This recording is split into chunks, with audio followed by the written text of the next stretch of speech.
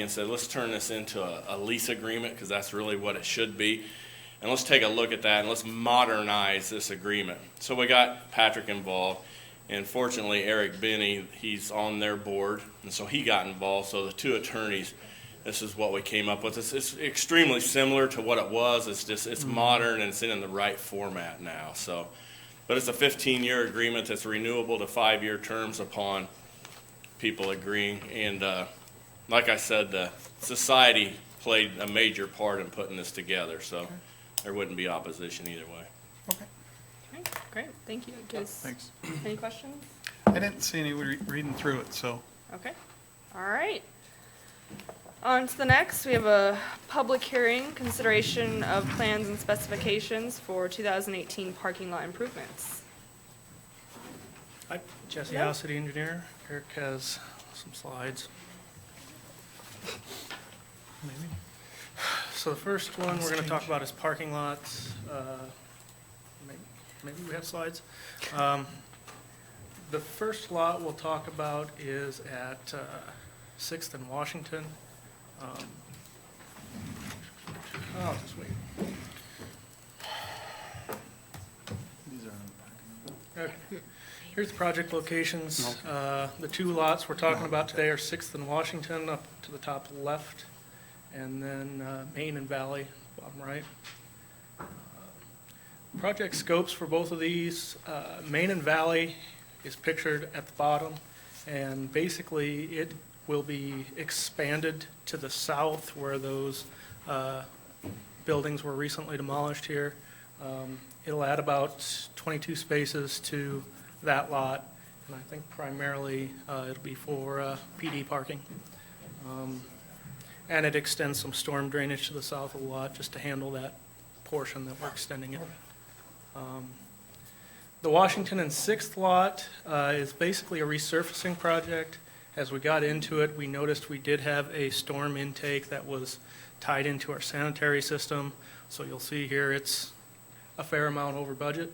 And we'll talk about that in a second. But it'll replace the existing light there with an LED light and kind of regrade the lot so it's not as rough getting in and out of there. I don't know if you guys have parked in there, but it's a pretty significant bump as you come in. But and that's it for those two. On to the budgets. Main and Valley, we are a little bit over, but generally the estimate numbers I use are a touch high, so we might be all right on Main and Valley. Again, that's the one, that will be for primarily PD parking. The 6th and Washington, it's a whole nother story. Like I said, I think we found about $40,000 to $50,000 worth of storm-related repair. So we're hoping it comes in less, but as you can see, it's quite a bit over. To help with the process, we initially had planned on doing complete concrete replacement, but we are giving them an asphalt alternative. So hopefully we can get something closer to the budgeted cost. And Jim, I don't know if you have anything to add on the budgets or how we would cover a shortfall. One of the things that does drive the cost up is on the stormwater side. We can at least have a discussion about whether we use stormwater or sewer funds to pay that portion of the cost. Yeah, well, that would. And it's something that or the only other real spot that I can say that we have some flexibility is still we do receive a significant sum of money yet this budget year. It's just you can only use that in so many different directions. What did you say you thought the tentative cost was on the sewer portion of it? Did you say that, Jesse? Around 40. 40. Which may get it to where 50, we have an something like alternative that. that gets us within our overall cost once we get to the end of this. How's that fund looking right now? This is funded, the sewer fund? Yeah. I mean, the sewer fund It took a has, hit with the project we had over by Two Value, didn't it, with those costs? we use a miscellaneous sewer rehab account for that, and we basically move money from the regular sewer account over to that fund to cover those costs. And I mean, this is the kind of thing that you could say is exactly what that fund is supposed to be used for. It's just, yeah, how much do you have in any given year? We try to do about 300,000. Did we do 300 or 500,000 for next year, Stephanie? Do you remember? So, I mean, after July 1, you could tentatively look at, I mean, this is a project that's going to go from one year to the next, I would assume. Yep. And we can look at that coming out of the next year's portion of that. Okay. I'm not sure how to handle this, Jim, but the mayor is watching us, and he just sent me a text. Hi, Mayor, wave at him. Is it all right to ask a question that he sends in? I'm not sure how What's the that, question? he was gonna ask you about, Then I'll tell you if it's all right or not. I'm gonna have problems with this word, permeable pavement. Are the grants available for that, and is that something we can use?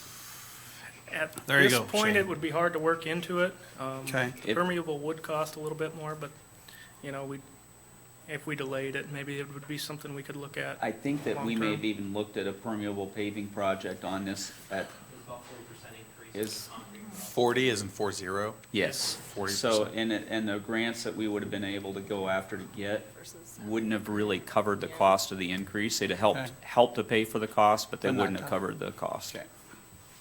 Plus we talked. Nick wants to say. Jesse, did you say how many additional slots the 6th in Washington? 6th in Washington is just resurfacing, so it really doesn't add And, Oh, any. okay. and the It's other not major, adding any additional, the okay. major thing that, other major thing it does is this entryway into it. Yeah, it's really rough right Yeah. now. There's a Okay. bump there to where we're taking that out. And that's As one much of the as we can. significant things that's, I mean, for a cost driver, that's one of the significant cost drivers on that. Go ahead, Nick. Thank you. One of the reasons why we ruled out permeable pavement early on was because of, one, the cost, but two, in case we wanted to go up with an upper deck. Putting an upper deck on top of permeable pavement Is not gonna be rules out the possible. purpose of the permeable Yeah. pavement below. And at least with concrete, you can make the appropriate saw cuts and go down and establish your foundations for whatever piling you would need. I have a question for you. Can you explain to me on the south side of the lot, on Main and Valley, Okay. what that's gonna look like? Is there gonna be entrance and exit on the south side of that lot? Is there gonna be a barrier between the parking lot and the railroad tracks? Is the drive that continues, because if you pull up to that railroad crossing, you can take a right and drive through there currently. Is that gonna be blocked off? What's that gonna look like? Right. On the south side there, if you look at other parts of the lot, there's kind of a raised median between that lot and the alley, and that's the same thing we're doing all around. So there's no access out of the south, and the main reason for that is, you know, we could put it in, but we're trying to cut costs as much as we could here.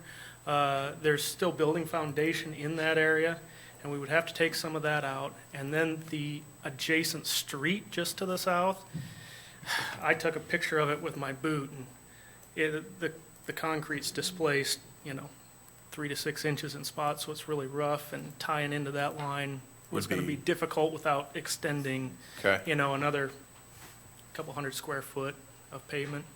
So it would have been And what kind of barrier is gonna be there? Is it just gonna be the median, or is Just there gonna be median. a wall there? just raised median. So like a 6-inch curb with a back to it and raised into the alley too. Isn't there a wall that extends on the Yeah, east side of that? On the east side of Budding Main Street, Yeah. there is a brick wall on that side, and I think it was actually potentially part of the building, but I'm not for sure on that. But yeah, there is a brick wall there now. Further towards the south side, it goes away and turns into the same type of median curb type style that we were planning on going around with. So the wall won't continue to the south? No, Okay. no. All right. Anything? One last question. So these parking lots are part of our parking plan as far as the way they're gonna be marked and signage and all that? Correct. Okay, cool. What would it cost to put a barrier on the south side? Would it be considerably more? Like a wall? Yeah. Yeah, you're looking at fairly considerably Footings more. and then going as high as, Well, we could use the existing footings that were there for the building and put it on, but how you'd go about doing it, whether you did something decorative or concrete, it So- could get pricey. so one of the things that was brought to me was the potential for using that space there as a medium for art or artistic ability. It was something that's been done in other communities where they'll use, and I saw one in another Iowa community where they used a 6-foot concrete wall to partition between a railroad track and a parking lot, but they opened that wall up to the public for them to come and paint on. Right. And they were murals, and some people would paint on them every few days, and some people would paint on them every few months, and you all had this constantly evolving wall that provided an outlet for people to paint on, basically, and draw them away from that. So I always, somebody that is associated with the art clinic down here brought that to my attention and said that would be a good spot, and I agreed with them. So I just wanted to ask the question, what kind of increased cost would that be? Is there grants out there that we could use in order to encourage that? Is that something that would even be possible? Well, and it really is still something we could add on because Okay. we're tying right into those foundations. So just making sure we would place the wall above those foundations would Yep. be what we'd have to worry about there. But, you know, maybe we could work up some costs for you on potential. I'm, you know, not going to shoot something off here. Sure, yeah, without no, looking that's into fine. it a little bit. And I kinda figured get I'd some ask since we're on the details. topic, so. Yeah. Okay. Yeah, but it's something I can put together for you guys. All right, thanks. You're talking about the south side. This is what the design of that Main and Valley looks like. Yeah, so it would just be on that. I would caution, there is Sounds some, like the Market Street section of road is in pretty poor shape. I actually looked, we tried to look at trying to get that fixed at the same time, but we didn't have the availability to get that fixed.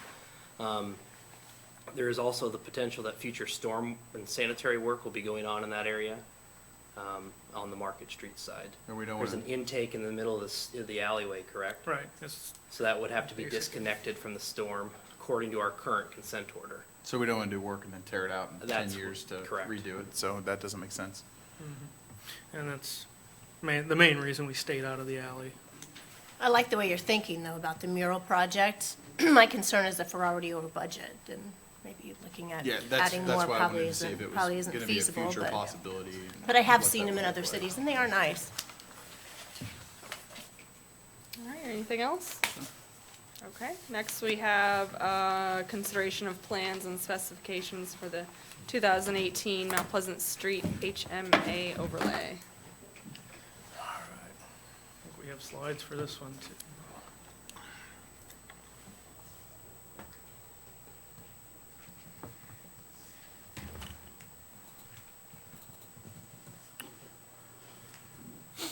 All right, so project location, basically we will be milling and then laying new asphalt in the area you can see there. It might not be too easy to see, but basically we're going from Gear Avenue in West Burlington all the way to Highway 61. So that's basically where we'll be. Next slide kind of shows what we'll be doing. And again, the pavement areas from Gear Avenue to Highway 61. One of the more significant aspects of this is we're doing a lane reconfiguration. That's how we proposed it in the grant that we got for this. It's 80% funded by federal funds, so I'll get into that a little bit more later. So that lane reconfiguration does support our complete streets policy, and there will be bike lanes. So it'll be a little bit of a change in that area, but again, that's what we had in the grant. The sidewalk and pedestrian ramps will be provided at all applicable intersections throughout the project. And then we are extending some sidewalk on the south side of the road from Cottage Grove Avenue to Highway 61 to, again, promote that complete streets outlook on things. There are a significant amount of intake tops that are going to need to be modified as part of this project, so you don't have bike tires going in those non-bike safe grates. And we just have some generally intakes in poor disrepair in that area anyway, so those are all getting replaced and lifted so that they aren't an issue for the bikes. The next slide kind of shows a little bit more about that lane reconfiguration. The folks in the Federal Highway Administration and state like to call these road diets, but we kind of figured that was a little confusing for everybody, so we're kind of trying to use the lane reconfiguration just so, you know, there's no confusion with it. But you can see The before and after, we're basically exactly those dimensions out on Mount Pleasant Street. Right now, it's 4 11-foot wide lanes. It'll be converted to 2 5-foot bike lanes, 2 11-foot lanes, and then a center turn lane for both directions. Again, we did get STBG money for basically doing this, citing safety reasons and some other things. So we're kind of married to this at this point in the game. And So just, I'm sorry, ahead. STB money stands for what? Sorry, we had surface transportation block grant. thank you. Yep. The, in 2010, just some statistics, so Nick gave you a bunch of packets that give all this information plus a little bit more, in case you guys get any questions on it, so you can be informed with people. But there's been a lot of studies on these, and, you know, some people might say that, you know, it's too busy of a street to go down to 2 lanes. Well, there's different parts of the country that do these all the way up to, I want to say like 25,000 cars per day, and we're looking at about 6,000 average on Mount Pleasant Street. So they say that we're a perfect candidate for doing it, and it should increase the safety pretty measurably. Again, in that 2010 study that was done by the Federal Highway Administration, the average project in Iowa was a little over a mile, and I think we're 1.4 here.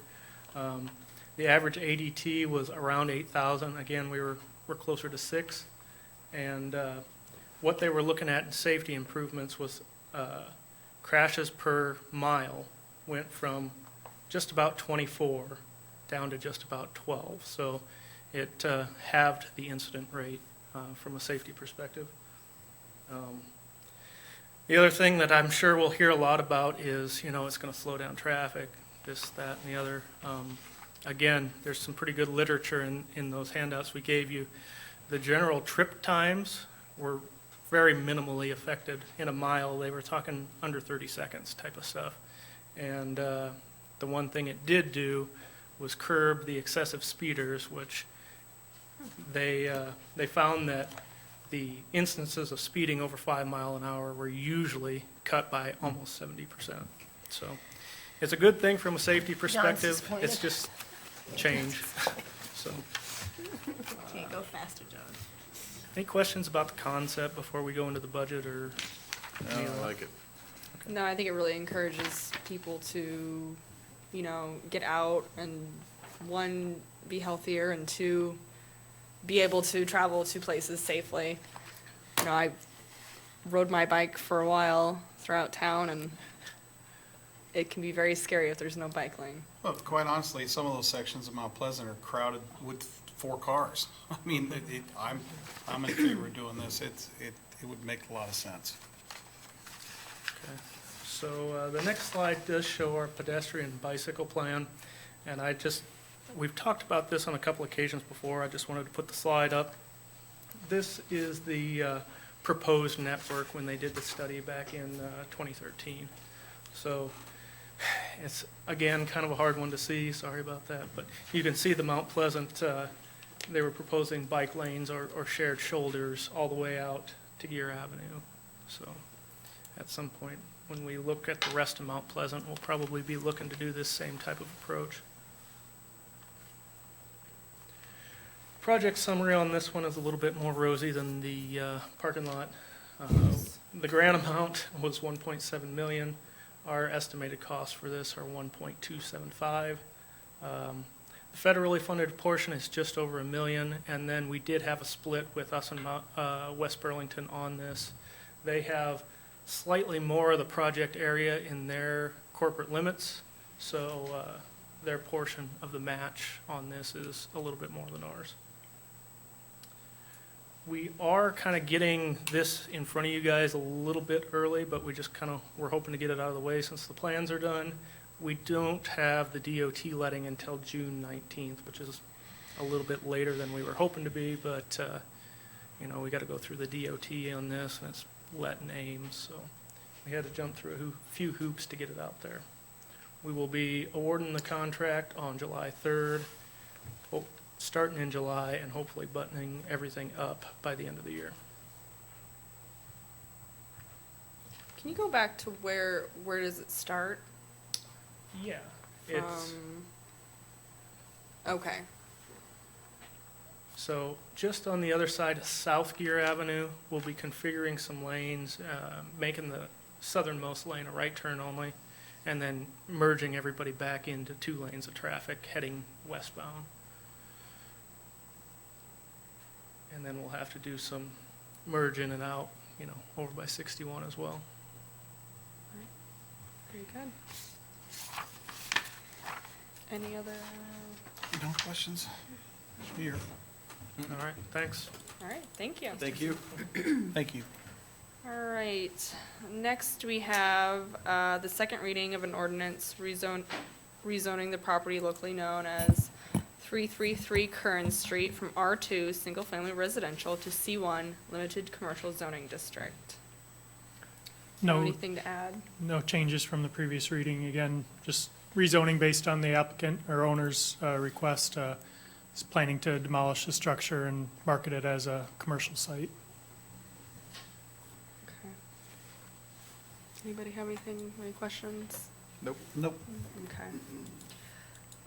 Number 6, we have the preliminary adoption of a second reading of an ordinance amending the Code of Ordinances of the City of Burlington, Iowa by amending provisions pertaining to the standard penalty application to certain sections of the code and violations thereof.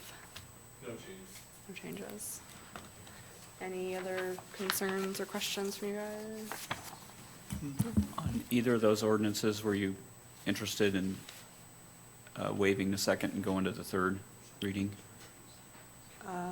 Possibly on number 5, if that's Is there any reason why we wouldn't do both of them? It's up to you. right. I don't see any reason why we couldn't, unless somebody in the crowd objects or somebody, I Right. guess would that depend? We did have an objection to one of them last week, so, Yes, that was number 6. so it would probably. I have no issue with it, but I don't know. I would have no issue with waiving. Waiving both of them? Yep. I don't either. You're good Okay. with, Will we irritate somebody because they might want to talk about it next week? Or no? well, we'll still have a chance to talk about it, but Yeah. it'll be Okay, a no, final. okay, okay. Okay, let's go ahead and do both of those. Waive both of those. All right, number 7, we have a resolution establishing a no parking zone on the east side of the 800 block of South Star Street.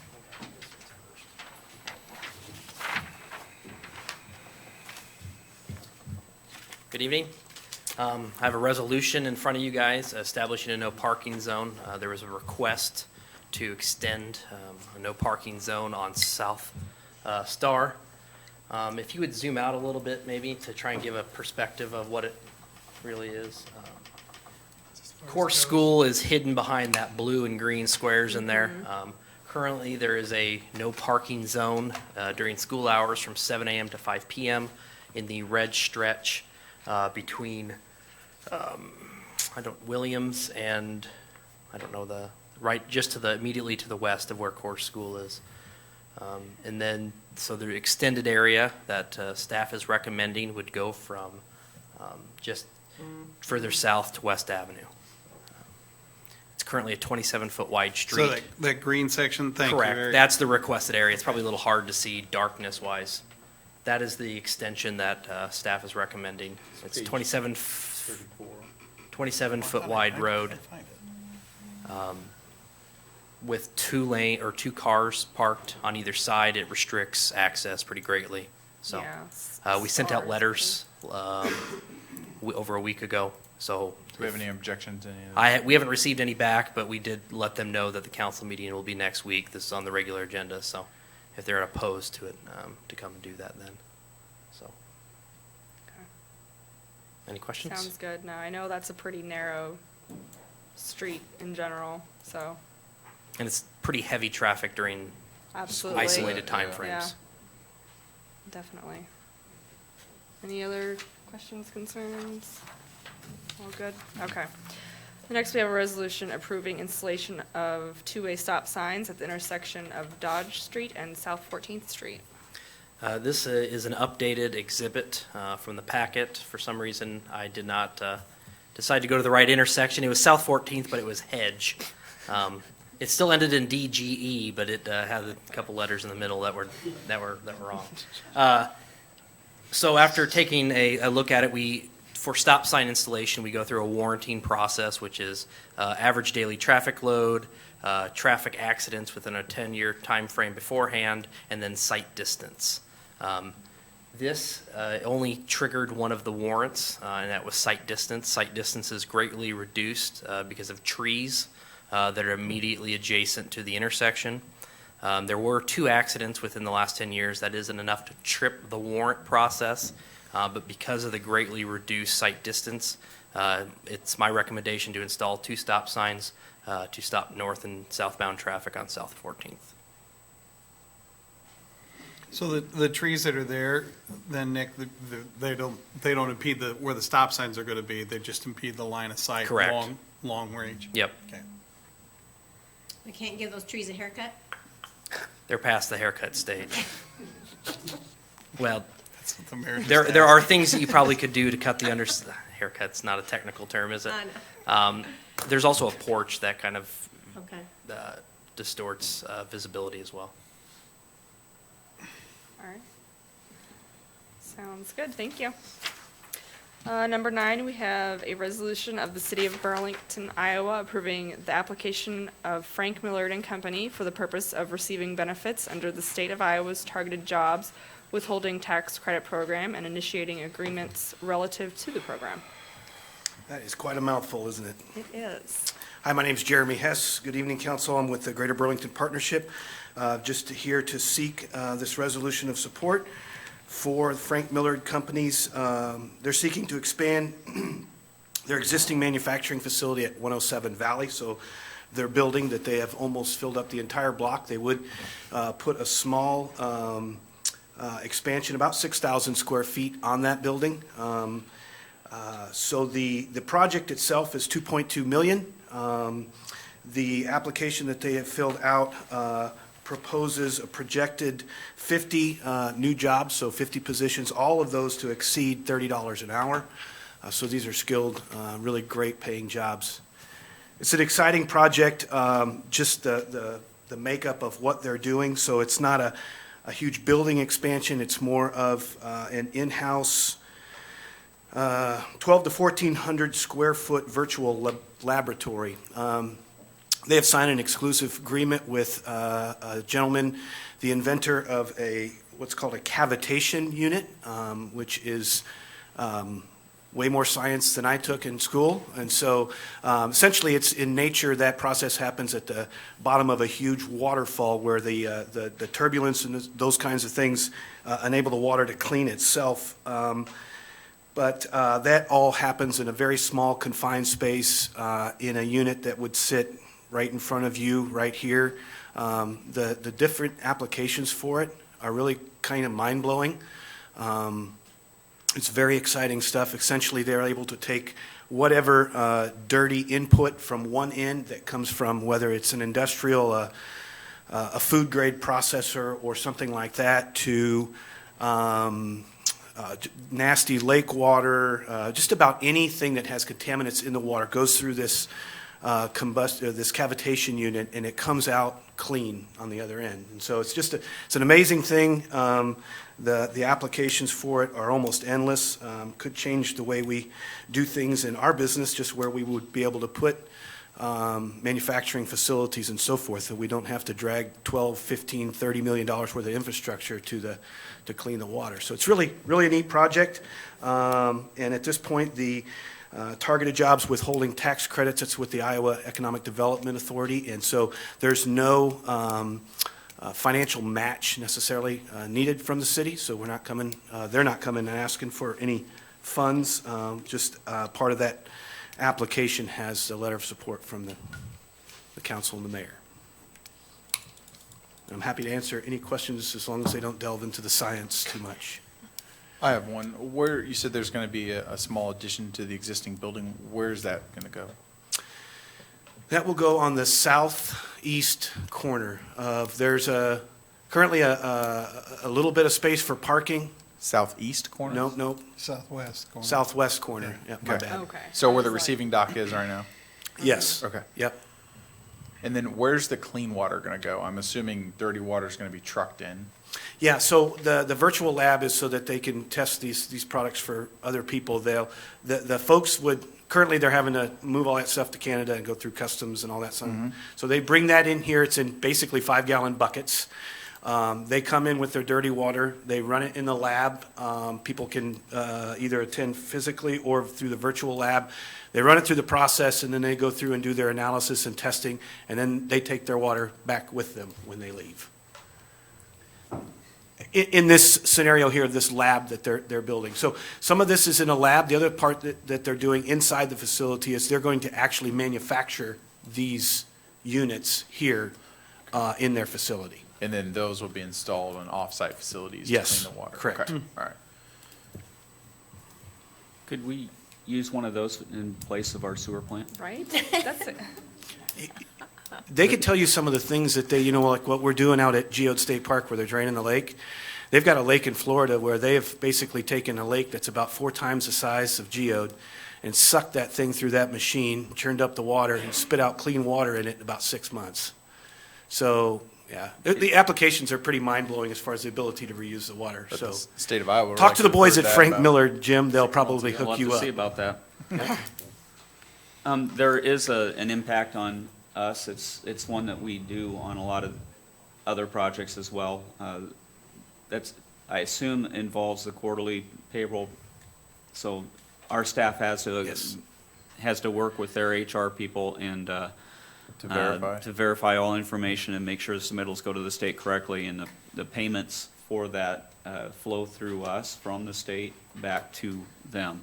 So it will be on our books, but it's not a cost item to the city. It is time-wise for our accounting staff, But we're already doing that for but we're a doing couple that of for other several other entities projects. right And now. it's, this so- is a great project. Okay. Yep. Go Millards, go, as far as I'm Yeah. concerned. Great. All right. Very good, nothing thank you. else? Is that on the consent agenda? No, Okay. it's on the regular agenda. All right. Next, we have a resolution approving agreement between the City of Burlington, Iowa, and the Burlington, West Burlington Area Chamber of Commerce for hotel motel tax distribution.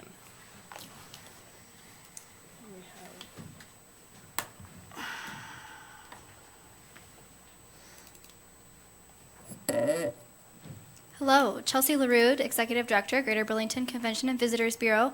I'm going to start off with a little bit of 2017 history, kind of some of what our projections are for the next few years, and then Jason will take over from there and talk about our new contract proposal.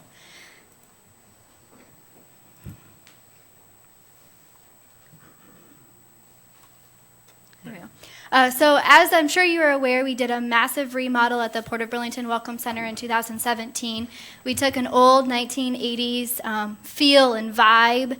The building really hadn't gone through much remodel at all the entire time that it had been open and operating as a welcome center, into a brand new, fresh, modern feel. We did the concrete floors through the partnership with the city, and we now have new display cases with better lighting. That display case right there in the front, we're treating that as a display case of the month, so local businesses are able to purchase the spot for a minimal fee and kind of promote themselves however they want. We have an average of 1,000 visitors that come through the Welcome Center every month, so it's really great foot traffic for them. I should say visitors and residents, since we are a main ticket box office for the civic music events, so lots of residents do come in there as well. I absolutely love the new Welcome Center. I think it's just clean and modern. We can update the displays on a more regular basis, and just kind of change them out however we want. My favorite feature is the seating piece there, just because it kind of brings a little bit of Snake Alley into the Welcome Center as well. 2017, the CVB had their hands on just over 46,000 visitors attracted to the area. These could be visitors that came because of events that we supported through grant dollars. Maybe we helped write the bid proposal to get the event or the conference here to the area. We might have provided welcome bags to them, community information materials, those sorts of things. The American Queen passengers are included in those numbers, and of course, Fireball Run and our Ripley celebrations as well included in those. We know these visitors stay for just shy of 2 days, so we're kind of that quick weekend destination for people. But they did contribute over 4,600 hotel room nights to the area, which brings an estimated economic impact of $8.6 million. We mailed our community guides out all over the world to, I think it was 25 different countries last year based on the different ad placements that we place through print and digital. We had just shy of 13,000 visitors at the Welcome Center and just shy of 24,000 digital page views of our community guide. Our biggest community or biggest cities that are viewing the guide are Burlington, so people while they're here looking for things to do. And then surprisingly, Iowa City, not surprisingly I guess, but then Dallas, Texas is really high up there along with Cedar Rapids and Galesburg. So getting a kind of that 50 to 80 mile radius that we do target on many of our advertising. 2016 economic or impact of travel numbers, just a reminder, the Iowa Economic Development Authority, so the Iowa Tourism Office, runs these numbers every year with U.S. Travel Association, and they're about a year behind. So 2016 numbers came in great at $136.4 million in visitor expenditures, and visitors helped drive over $9 million in state and local taxes. Des Moines County does continue to be ranked 13th of the 99 counties in Iowa.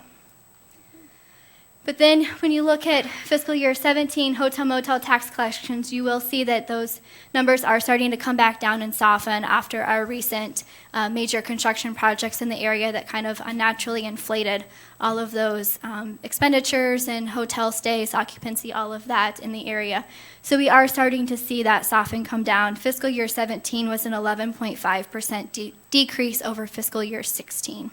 But we are still at about a 25% increase over fiscal year 13. So pre-major construction projects, we are still seeing an increase there. As I kind of alluded to, occupancy in 2017 did drop down to 55.9% for the year, year over date.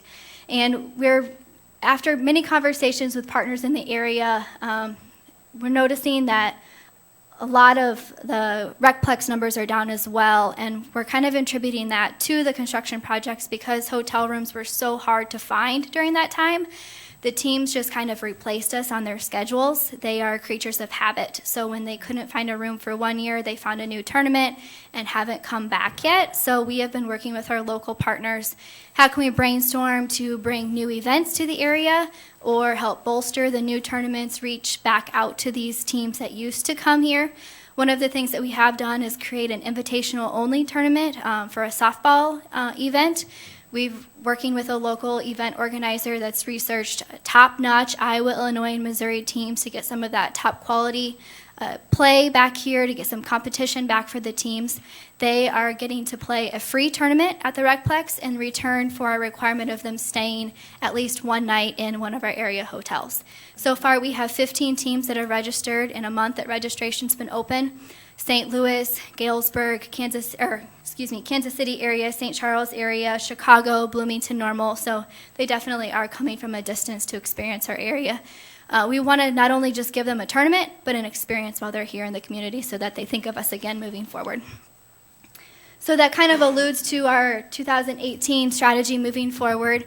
We're kind of taking the focus of youth and amateur sports are kind of our niche in this area. So let's focus and bolster our niche, and the other types of visitors will come because of that as well. So not only are we increasing our sports marketing, we are working on a sports market study, trying to determine what is that saturation rate out there, what things are other communities doing that we can start doing here as well to create those visitor experiences. We heard a lot from local teams that booking hotel rooms for large blocks isn't always the easiest. So we have just recently signed contracts for a new consolidated housing bureau software. So now when teams are booking their rooms, they can see all of the hotels that are participating in that block and book from one hotel site, and one person can do it for the entire team. So we're getting excited to get that up and running here soon. And just continuing to learn from our area event organizers and seeing where the CVB can help bolster some of their efforts, and we can just work better as a team together. And we are really excited to announce tomorrow at our press conference that we have signed a 3-year contract to host a Gus Macker here in Burlington. So we will be we'll be the only Iowa tournament in 2018, and we're going to host it right on the Mississippi riverfront in the parking lot between the auditorium and the port. And Gus Macker, the owner himself, will be here tomorrow kind of doing a site visit and looking through everything. We'll be doing our press conference and announce and everything. They are super excited to be playing on the riverfront. And I will share with you, Peoria has hosted a tournament historically, but this will be their second year. They have not. So we're pretty confident that we can attract a lot of those teams that used to play in Peoria. And Quincy has also had very successful tournaments for the last 20 years that we can attract many of those teams as well. So I guess any questions on that information before I hand it over? I do. The block site, hotel booking stuff, is that just designed for teams coming into the area, or can that technology also be used, say, for concerts or any of the other stuff? It can be used for any event that has hotel room blocks. And so Okay. how it works is basically we're building websites for every single event that's coming to the area, and those participants get a unique URL, and that's where they're booking from there. We're starting with a select few events at the Recplex just to try it out and get our hands in it, and then we'll go larger as we're more comfortable with it. All right, with that, I'll hand it to Jason. Thank you. Thanks. Thanks. Jason Hutchison with the Greater Burlington Partnership. So included in your packet today is a tentative contract or agreement with the Convention and Visitors Bureau. I think you're aware that the Chamber of Commerce operates the Convention and Visitors Bureau via a contract. We have a contract for service with you, and we also have a contract for service with West Burlington. And so in that case, we act as a vendor to the city, so to speak, that we do tourism services for a fee, which via contract is set according to a percentage amount. And so the CVB itself is not an incorporated entity. The contract is really with the Chamber of Commerce, and then we operate a CVB according to the terms of the agreement. So we've tended to do 3-year agreements, and so what we're bringing forward to you is another 3-year agreement. And, you know, there's always a struggle with when it's time to put an agreement together, how should we handle the financial arrangement? And 3 years ago, we generally agreed, I'm not sure we were in love with it, but we were generally agreeable to a reduction in the percentage, simply acknowledging some of the budgetary challenges that you all face. And so when it came time for this renewal, we thought long and hard about, you know, especially in looking at the numbers, you know, how should we approach this with you? Should we attempt to build those percentages back up, or should we keep them where they are? And we're looking at ways of kind of re-strategizing in the CVB to make sure that we're capturing our share of the youth sports market. But at the end of the day, we decided to come forward with you with an agreement that essentially matches what it was 3 years ago from a percentage basis. And so obviously as hotel motel tax improves, then the revenue that we participate in grows. But if it shrinks, then the revenue that we receive shrinks as well. And so so changes to the agreement from last time it came before this body is there's a base amount, so it's 30% of the first $700,000. Although in year one that would be $675,000 in an attempt to reimburse the city for some expenses that it had last year, and then 40% of the revenue above $700,000. The other change that we made is in section 3 under steering committee.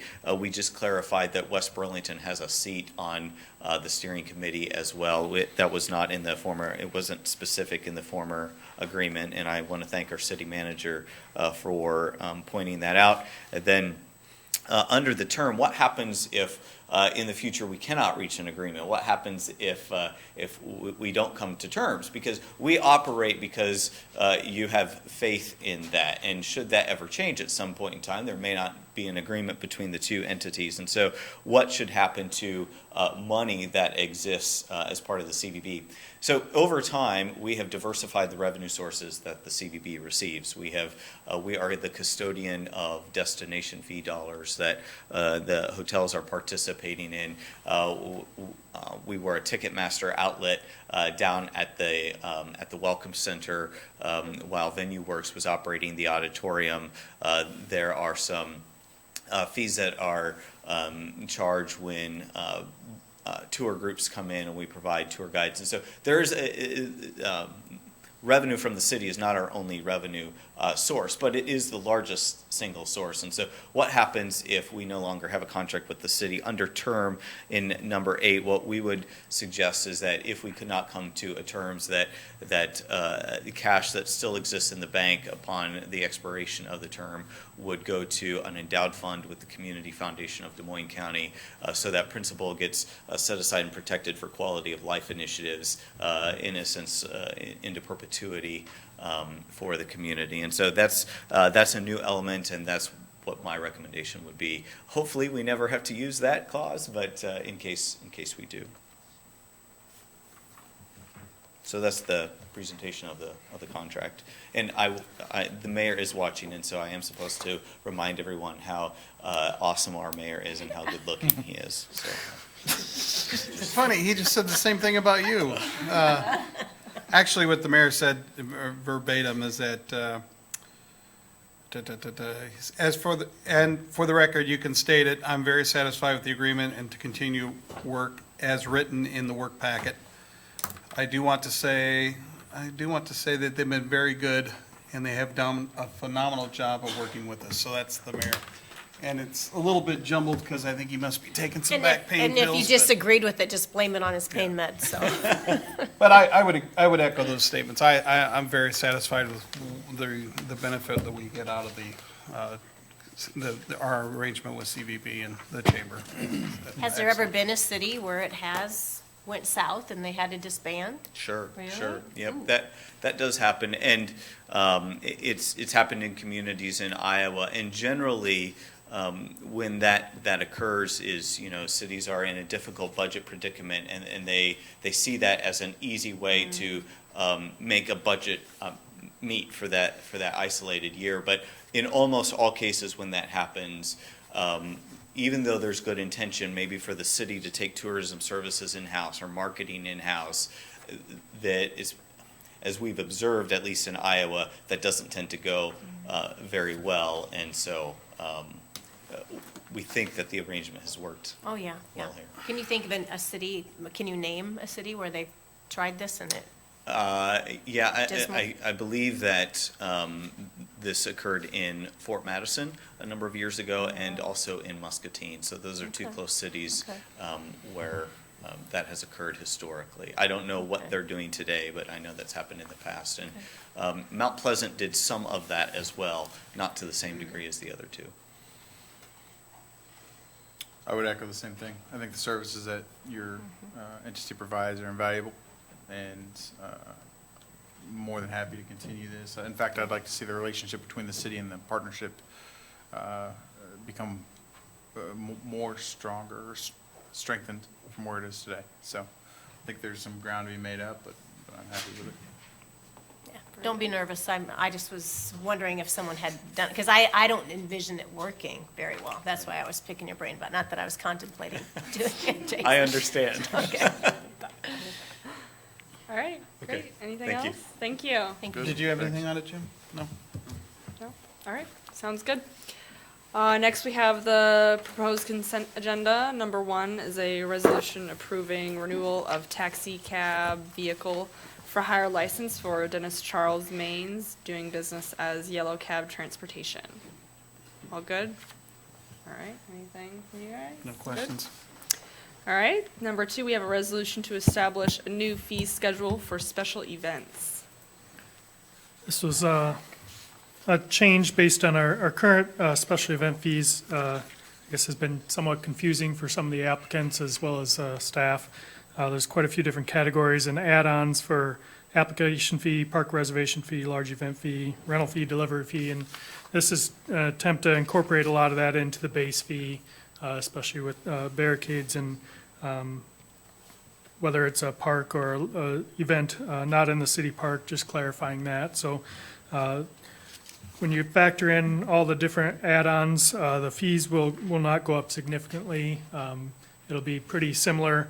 For example, a special event fee was $25 and then park reservation was $75. Rental and delivery of cones was another $50 and tables was $50. So that $200 fee could have been eaten up pretty quickly through all those add-ons. So this kind of makes it easier for someone applying that they know what they're getting. But it does increase it for taking up both Crapo and Dankwart, and then the second day fee. For parks, it's a little different, where for runs, you're oftentimes blocking access into the parks. So it's a little more limiting. We're not able to rent out shelters during that time. So those are, I guess, reserved separately. So that's why there's a higher fee in parks, is because we're not seeing those potential for shelter reservations as well as access. Most special events not in city parks are generally open to the public. Sidewalks are still open. You can still get through the areas. So looking at a separate fee for those two. And then picnic tables, the fees did not change, and park site rentals, they didn't change, just trying to make it a little more clear what those entail. Very good. Any questions? Good. All right. Number 3, we have a resolution amending swimming lesson fees for Dankwart Park Pool. So the group that, I guess, one thing with our contract for the pool bubble, part of that agreement said that that group can operate swimming lessons. So they had to bring forward lessons as approved by the city council. They shall be reasonably comparable to other local lesson fees. So that's within the contract, that language. This was their initial submittal, but they did have some more discussion and want to, I guess, pull this from the agenda at this time and bring it back at the following meeting. They had some concerns that this might be too high of a fee or the schedule, so they want to kind of revisit that and bring back an amended fee at the next meeting. So they asked that this not be brought forward to the council meeting, and they'll be bringing back a kind of an amended fee schedule, looking at some lower rates with some higher student to instructor ratios and having some different type of fee schedules. I think still having this 3-to-1 ratio, but also having a higher ratio where it's a lower fee. Okay. So we'd not have this on the agenda for Monday. All right, sounds good. Let's see where we're at. Number 4, we have a resolution approving reservation schedule for Dankwart Park tennis courts. So the two school athletic directors met, and they, I guess, put in writing what the schedule, tennis meet schedule is.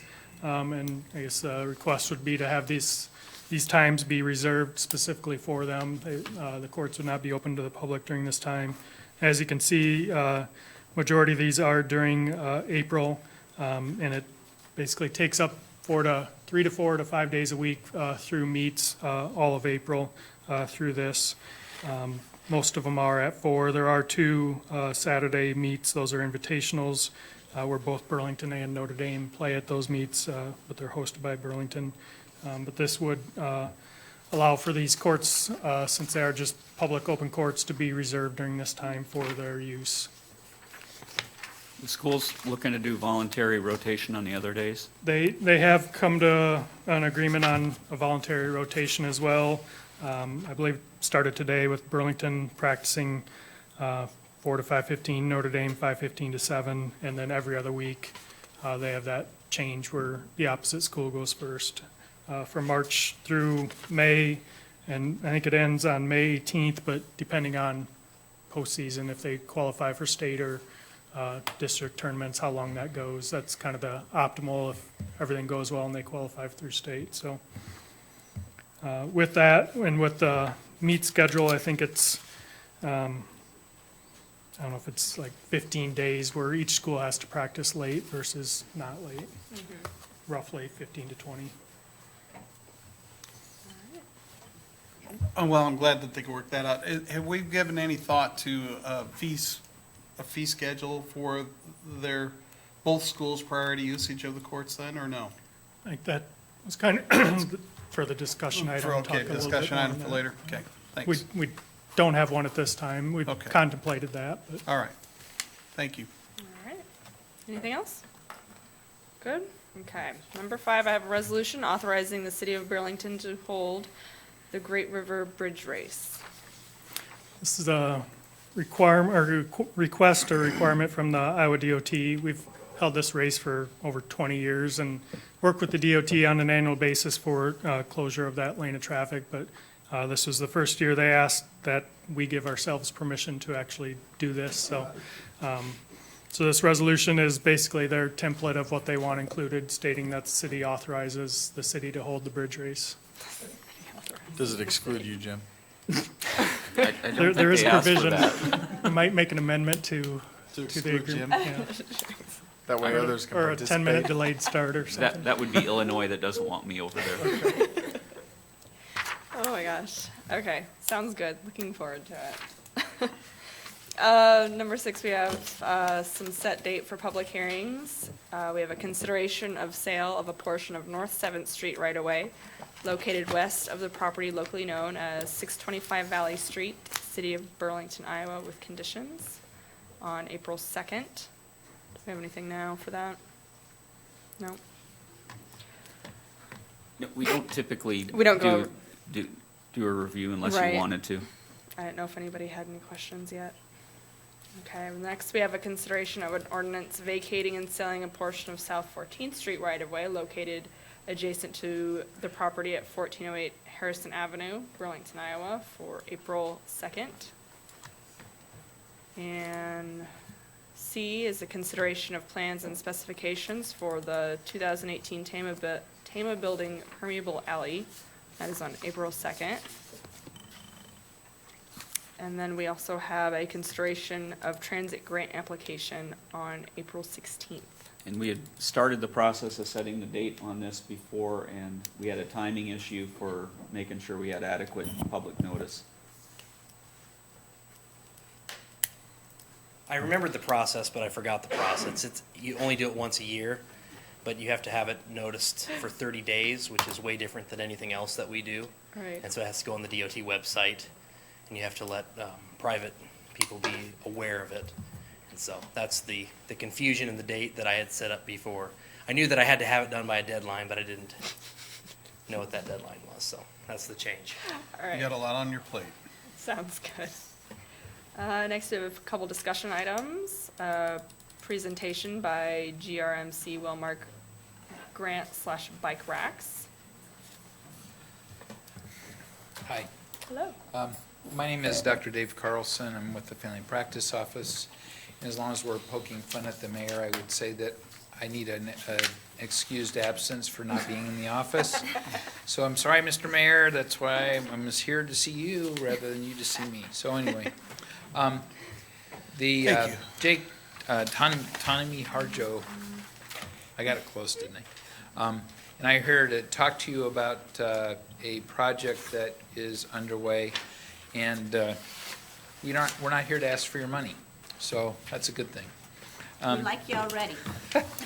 As part of a community needs assessment that has been ongoing and I think done every couple of years, the issue of obesity and diabetes was identified in our community, and several of us started meeting to talk about how we might address that.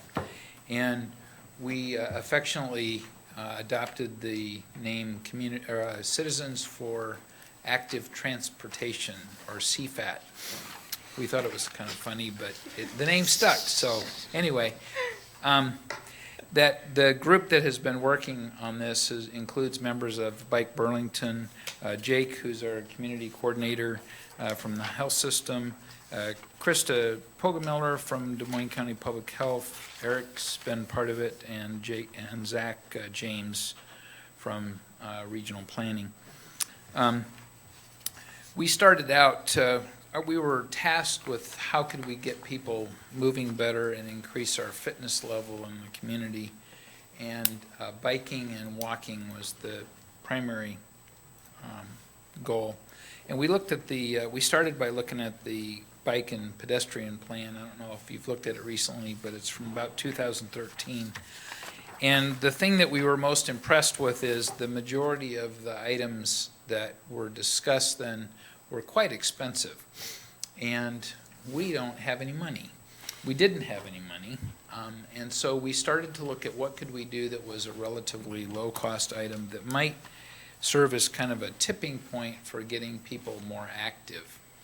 And so you actually have a map there, and Jake will probably talk about that a little bit. But the other thing that the primary thing that we came up with was, what if we could get bike racks in the community that were all the same color?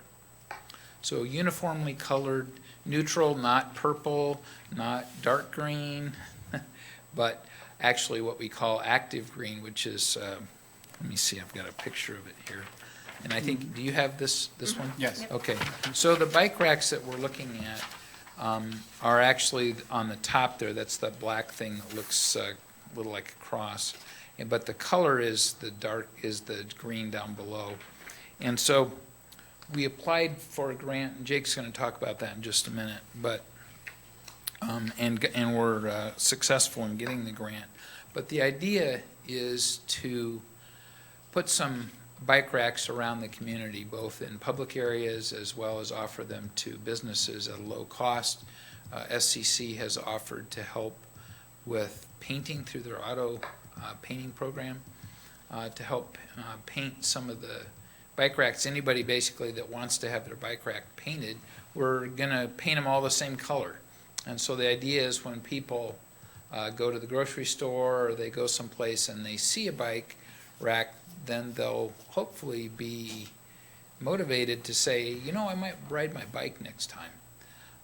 This sort of a project is for the bikers like Bike Burlington who bike on a regular basis, but as much as that, it's intended for people like me and maybe some of you who have a bike that we don't really use very much, and we would like to start biking, but we come into all these kind of little obstacles. And I think the complete street concept, putting in bike lanes, you know, this isn't going to happen overnight. But our intent is with the bike racks to help kind of serve as a tipping point and hopefully get people talking about all the places in Burlington and West Burlington that you can bike to. And so with that, I'm going to turn over the specifics to Jake. Thank you for your time today. My name is Jake Tanami-Harjo, and I'm the community coordinator at Great River Medical Center. But I kind of see myself as a community employee at times to try to find ways that we can help complement some issues. And something that we discussed with Eric is that, you know, we'd love to help build bike lanes and build it out, but you could see that the cost of doing so for 1 mile is $1 million. So what can community members do to help with that? So we looked into a potential grant. It's called the Wellmark Foundation Matching Assets to Community Health, or actually as an acronym is MATCH. And so we called our title project as Putting Obesity in Park, Improving Local Bicycle Infrastructure. And the thought here is that we just want to act as that tipping point, and also to complement the existing projects that you all have planned. I know actually with the Tiger Grant coming into play that bike racks are a part of the discussion too, but we just see this as an opportunity to kind of spur this process and get it moving.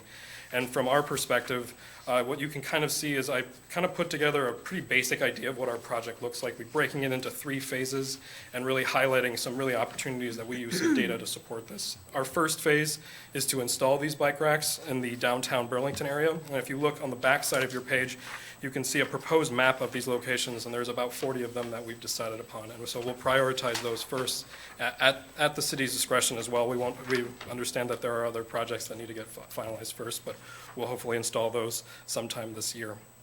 And these will be throughout the Burlington area, really centered around Jefferson Street, but that's just a start. We hope to, as our goals have stated, to at least install 100 bicycle racks throughout the Burlington, West Burlington community, and to also install cycle aid stations and a water fountain at North Gorge Trail. Yeah! So there you go.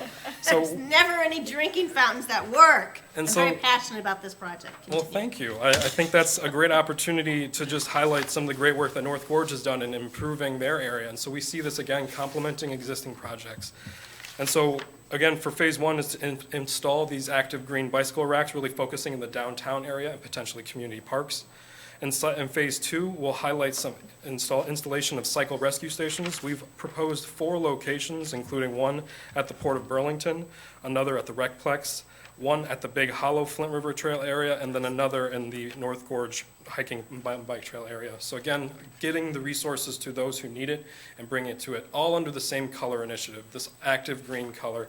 We don't try to play sides here. We just want to try to get people to attract to it, to see it, to know it, and then when they see that active green color, they'll know exactly they can park their bike. We need to do some work on just getting folks active, but this is just a good opportunity to just get folks engaged.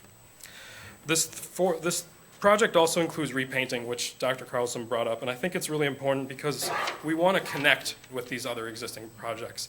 A really good example is the bicycle racks that are outside of the public library, and we've gotten tentative agreement from Rhonda Freevert that we can go ahead and move forward and repaint those existing biking racks to match our initiative, but also just to kind of give them a nice touch-up too.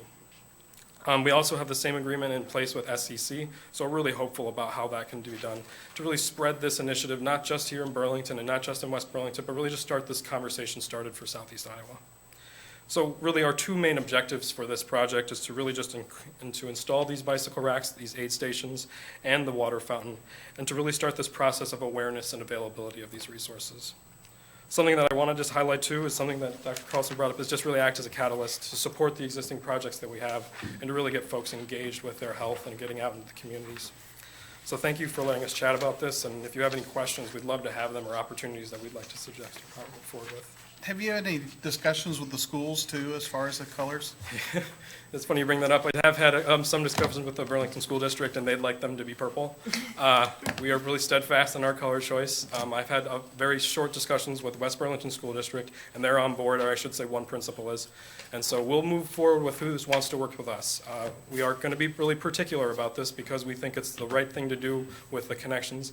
This particular color is not unique. It's actually really a color that you'll see very often in other communities to highlight bike racks, bike lanes. And so we just use this as an opportunity to start it here as well. So I have questions on your little maintenance kiosks thing there. So I can tell there's a pump there. What else does it have? It'll have a variety of tools that you can use to replace your bike. As you can see with those 2 rubber points at the top, you put your bike there, and you can remove any tires on your bicycle and do some basic repairs if you have the other equipment. I'm not very good at maintenance, so I'll hire you to do the maintenance, but Well, I'll use your system that looks nice. That's why that's there, is to help engage and educate folks as well. And I love your verbiage about the tipping point. There's so many people in this community sitting on that fence, so to use another expression.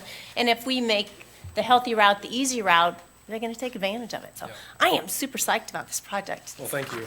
And I just did want to highlight Figure C is the one on the back side. It does highlight just a basic map that Jared Lasser put together from Southeast Iowa Regional Planning. This is not encompassing of all the bike racks that are available, but you can see that in some of our high traffic areas, we are missing some basic infrastructure, especially in the downtown area. So we do see this as an opportunity to not only enhance just getting people active, but just also enhance the beautification of our downtown. It's interesting you put the schools in green on your map. Well done. I see what you did there. Very good. I did wanted to highlight two things I also shared with you. One is a recreation map that the group I'm working with, Des Moines County Living Well, put together. And again, part of this tipping point is to be knowledgeable of the opportunities that we have. So I shared this with you all, but I also have them available at the Welcome Center in a variety of locations to really highlight the wonderful opportunities that we have to offer here in Des Moines County and Burlington. And also to highlight a particular activity that's happening in our community for Southeast Iowa Regional Planning and Des Moines County Living Well is an active transportation for healthier community events. I implore all city planners, city organizations, elected officials, and public works folks to take advantage of this opportunity. We'll be really kind of inviting a lot of different stakeholders from the region to learn about active transportation and those projects and how they help to improve community health and economic development. All right, great. Thank Thank you. you so much. Thank you. Thank you. All right. Number 2 is the tennis court improvements funding. Oh, look. This was put on the work session just as a discussion that had a couple of different council members who just were kind of wondering where do we head from here in regards to tennis courts. And so in order to do that, just throw it out here as a discussion topic to see where it is you want to head. This was a project last year we had as a funded project with city funds in our 5-year plan. And then as we had less funding this year from local option sales tax and hotel motel tax, it became one that the only way it was going to be a part of the funded projects list was with the participation arrangement that we had presented from Burlington School District. Now that we're at a spot beyond that, and how do we move towards the future? From our perspective, it's just not a funded project. It may be one that, as we get into next year's budget cycle, from a staff perspective, Eric's looks at the funding sources he has, and he does reevaluate where things can fit and whether there's a possibility for fitting it in some shape, form, or fashion. And so it's something that could come back next year at the budget cycle from a staffing perspective. But if the council was looking for a different answer, we can look at different alternatives. I mean, the ones that we would suggest, if you're saying that you wanted to see this as being prioritized over something that was on our over another project that's on our CIP, we can go back and take a look at that. Or I guess it's open again to your priority list as to how you want to try to address it. Yeah, I'll plead guilty. I was one of the ones that asked about it. My concern is that it's unfortunate that agreement couldn't be worked out, but we still have the issue. And looking at the numbers that Eric provided, if we can spend a little bit now to save us a lot later, or to push that project or eventual replacement down the road, I thought it might be worthwhile to have a discussion about it. Well, I think it really brings up a couple of issues. The first issue is do we prefer, or do we pursue the fee structure associated not only with tennis courts but also the golf course? I mean, any entity where somebody can come in and take priority over that entity for an extended period of time, I think is something that we should look into, but there needs to be fees associated with that. If you're going to deprive the public of the use of that good, then it should be paid for, just as we have with the park, setting the park structures. If I want to reserve the gazebo, or if I want to set aside a shelter house at the park, I've got to pay for those things. So I think that's step one. To me, step two then is reaching out to the schools and making them aware that this isn't funded right now. So if they want to have the ability to use these courts for an extended in the future, then we would look to them to help us come up with the funding in order to maintain them. And I think we need to give them some time to do that. If they come back to us in October, if Notre Dame comes back and says, listen, we haven't taken the steps necessary in order to help with this project, and Burlington at that point is still willing to continue on with the project that they brought forth last week, then at that point I would say that we move in that direction. If they come and say, listen, we've taken the steps and we've raised X number of dollars to go towards this project, because really they're the ones that I think in the long term are going to rely on those courts more than BHS. I mean, the athletic director said last week they'll probably look to install new courts not in the near future, but in the future. So eventually, they're going to have new courts. It'll be Notre Dame will be the one that needs them. And like you said, they're not in our CIP here for the next 5 years. So at the end of the day, it's going to benefit them more to come up with a plan to help fund this. I just want to say I'm disappointed that we're having this conversation. This was all settled between the ADs. We had $50,000, and sadly, it got sidetracked. So you can call it sour grapes if you want, but I've spoken now. We have to move forward. Have we looked into grants or anything like that? Yeah, grants was part of our funding proposal through USTA grants. That was part of the city's match for the grant. I think it's up to 10,000 for the courts, so that was factored into the budget that we were hopeful or confident that we were going to get that. But that still left us $50,000 short from what our city funds were. Right. Okay. There's all, Well- I don't know what the search for grants is like, no, we don't have, it's all on, Well, we do you have, and, we do have funds coming from the manor sale, correct? Are those spoken for? Yes and no. Yes and no? Okay, good. So the one project that you tentatively committed to last summer, which we don't really even have, we don't have an answer at this point for whether we need it or whether we have a solution, is on the proposed purchase and development of a couple of buildings in the downtown area. We'd looked at purchasing the railroads lot southwest of the fire department. If we could get that under a satisfactory lease arrangement or purchase or land swap, there'd be the potential to develop parking in that spot to make those two projects work. What's the amount of that? So they're at a need for at least 100 slots. I think Jesse's drawing was about 110 in that parking lot at a cost of about $650,000. What was the amount of the last amount coming in? So we have 1.2 million that's supposed to come in in June for the second half payment on the manor site. Out of the other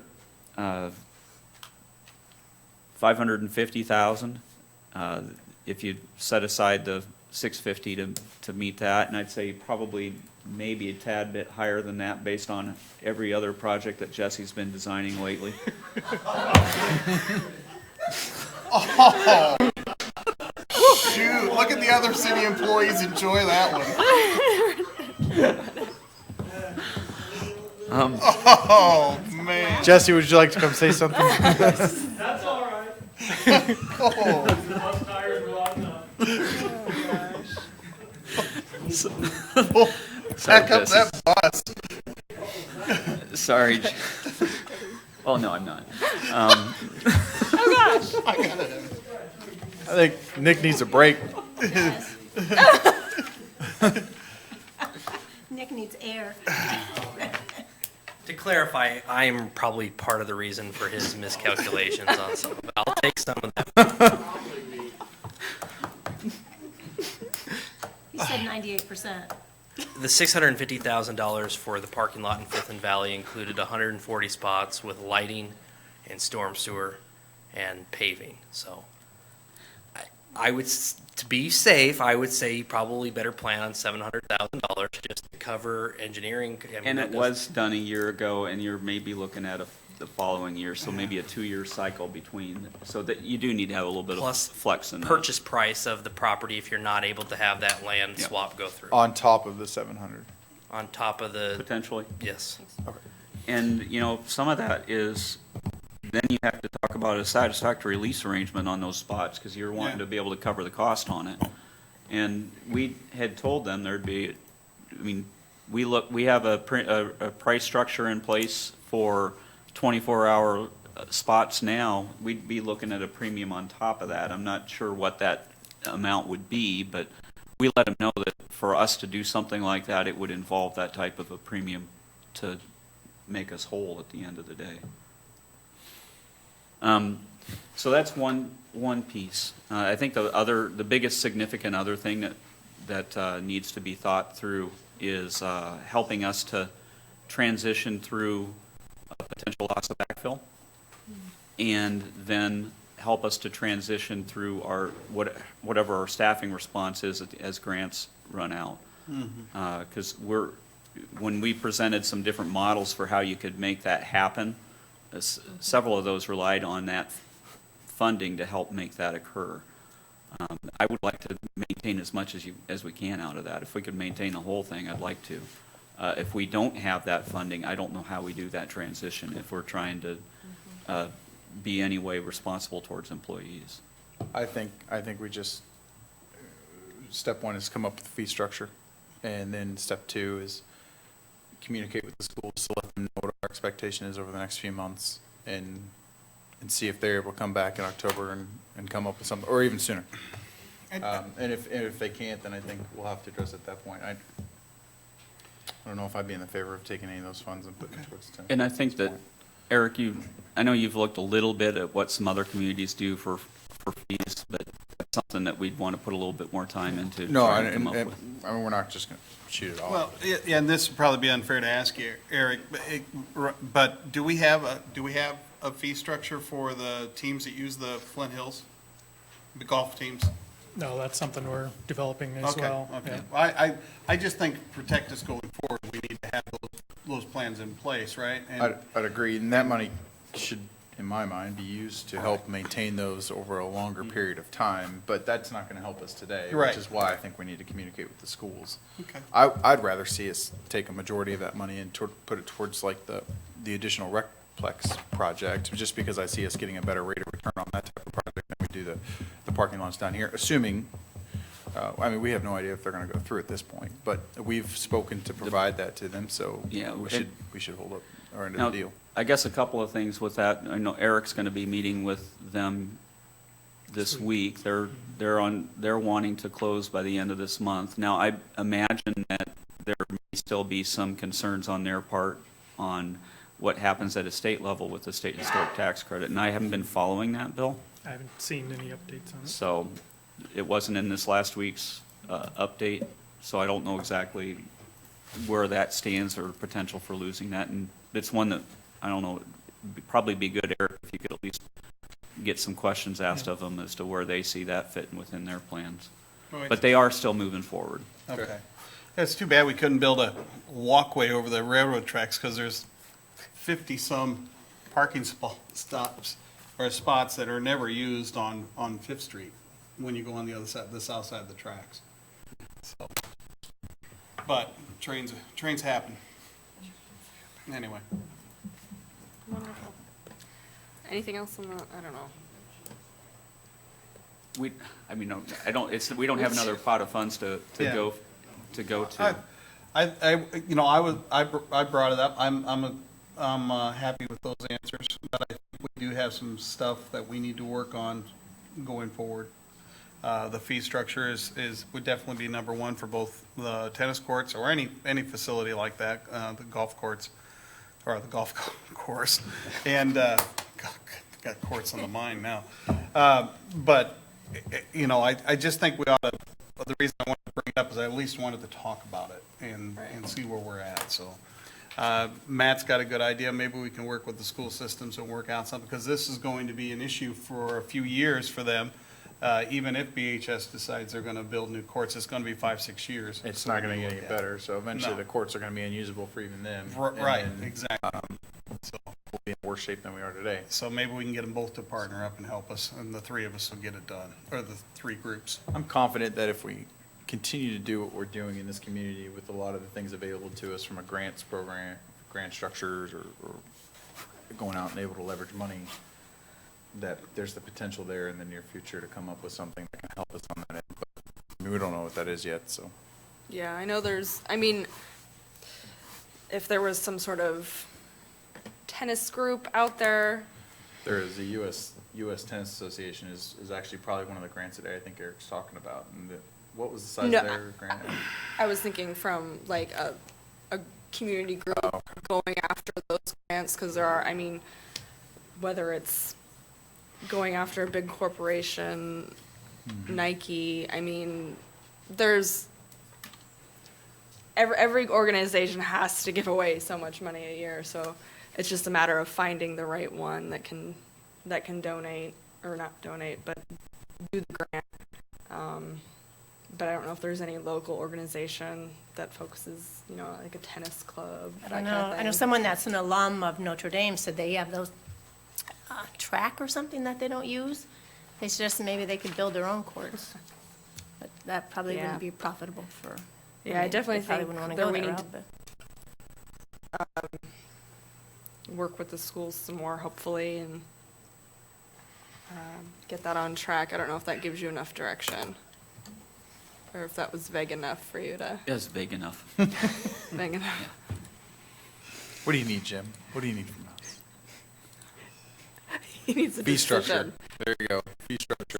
That's what we're working on. Okay. And I know that Eric has continued to work with the two Okay. ADs, and I Okay, assume good. will be as time moves on here. Yes. I mean, this is always something that can change in a matter of weeks, and we Yep. can bring it back up when time's necessary, if necessary. So Sounds I'm good. fine with where it's at right now. All right. Everyone satisfied? Okay. Great. Okay, we have appointments. Let's see. Did anyone have any issues? We just have the one appointment. There was a I believe- reappointment, wasn't there? Oh, Yeah, it's 3. Wasn't there a reappointment? There's for several. that? yep, there's a lot of reappointments, actually. Do we need to, you all good with those? I Yeah, didn't I'm see good. any problem with it. Okay. And anything else? No? You good? I'm good. Closer down early. You're good? Great. Great. What are you doing? Look how fast things go It's in like the a mayor's race not here. between the two of them. Main wants to Street deliver the will worst? be closed at the railroad tracks for the next couple days, starting tomorrow around noonish. BNSF will be ripping up the pad there and doing some work. So they're supposed to be done by Thursday at noon, but I would just plan on Tuesday through Thursday, those tracks being unavailable to go across. So, and then Valley Street, as you noticed, the Burlington's got some scaffolding up. They are planning to do some work on the side of their building. They may need to close off half of Valley Street, so you may see some restrictions down there as well. And then Agency Street West, they will be tearing out the driveway at Jimmy John's sometime this week, or at least starting to do some work there. So, and the reason for the stop sign in the middle of that intersection is they had some electrical issues with the new stoplights. So, but It's one of these report. days. Thanks, All Nick. right, thank you. Radio. Who's gonna do radio? What day? Was it Wednesday? Wednesday, 9 I a.m. can- I can do it. I can do it. Matt and I. All right. Anybody, you want in? I'm trying to think what I'm doing Wednesday. You guys go ahead. Okay. Sounds good. I had a really Yeah. busy week. All right. I would point out, you may have heard we got a Tiger grant. So, I don't know when we're gonna receive any paperwork on that or really a whole lot of update, but when we do, we'll get it on the agenda. Charlie is gonna be meeting on Wednesday with V&K engineers, or the ones who had submitted the Tiger grant, coordinated getting that in, and Very good. it ties off of the work that they've been doing on the flood wall, which is why, It I works mean, out you so see how well yeah. coordinated it is with that. It was all based off of how do we take additional components that came out of that original work. That's work that's scheduled to be done not necessarily this year. It's more next year and the year after that I think the majority of the Tiger awarded funds, projects that are associated with it will be done. So you have some time yet before that occurs, but we will be getting to make sure that the vision that we submitted, what adjustments need to be done in there are done over the next probably 6 to 12 months before we get anything out. That's it. We're Thank excited you. now.